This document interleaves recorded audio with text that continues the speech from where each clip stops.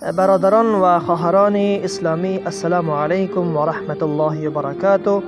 امیدوارم که در هر گوشه دنیا که باشید جور و صحتمند و لباس عافیت بر تن داشته باشید.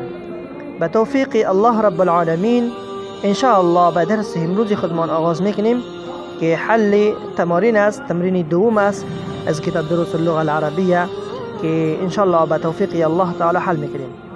حول المفردات التي تحتها خط. میگه تبدیل کنید مفردات را التي تحتها خط.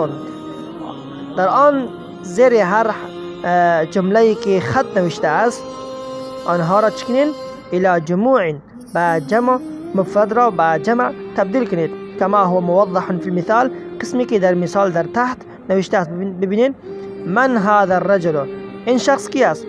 هو حاج، این مفرد است. بعد من هؤلاء، اینها کی هستند؟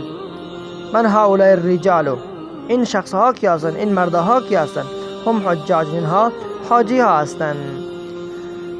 به همین ترتیب میتونید که تمام مثال ها را شما حل کنید.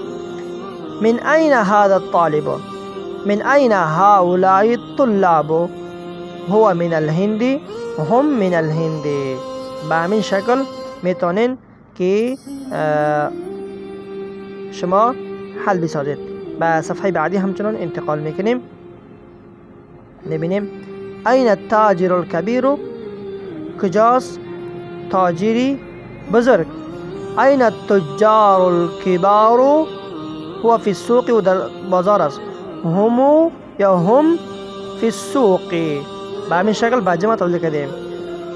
این المدرس الجدید، کجاست استادی نو؟ این المدرسون الجدد، کجاست استادان نو؟ هم عند المدیر، آنها در نزد مدیر هستند. یا هؤلاء عند المدیر، آنها در نزد مدیر هستند. چهارم این الطالب الجدید، اهو فی الفصل، کجاست شاگردی نو؟ آیا او در صنف است؟ این الطلاب الجدد، کجا شاگردانی نو؟ اهم فی الفصل، آیا آنها در صنف هستند؟ اهذا الطالب غنی لا هو فقیر، اهؤلاء الطلاب غنی اغنیاء، اهؤلاء الطلاب اغنیاء لا هم فقراء. به همین شکل من هذا الرجل، من هؤلاء الرجال، هم ضيوف، لي أخ كبير، لي إخوة كبار، هو طالب بالجامعة، لي إخوة كبير، هم طلاب بالجامعة. أخ جمع إخوة میآید، کبیر جمع کبار میآید. به همین شکل لی اخوة کبار هم طلاب بالجامعة. به همین شکل حل میکنید. این صدیقک، این اصدقاؤک، ذهب الى المكتبة، ذهبوا الى المكتبة، رفتن به طرف کتابخانه. محمد له ابن صغير، محمد له ابناء صغار، ابن جمع ابناء، صغير جمع صغار.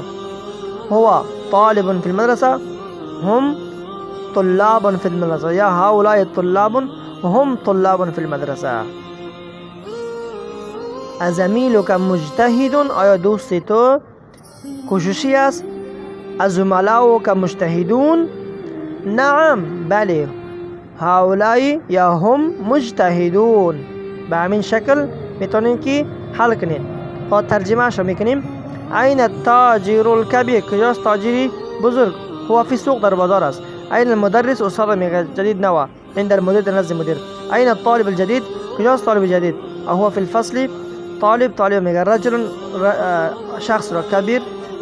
معنا اینها آسان است. انشالله و درس بعدی انشالله باز به فردا انشالله آغاز میکنیم. بالله توفیق. السلام علیکم و رحمت الله و برکاته.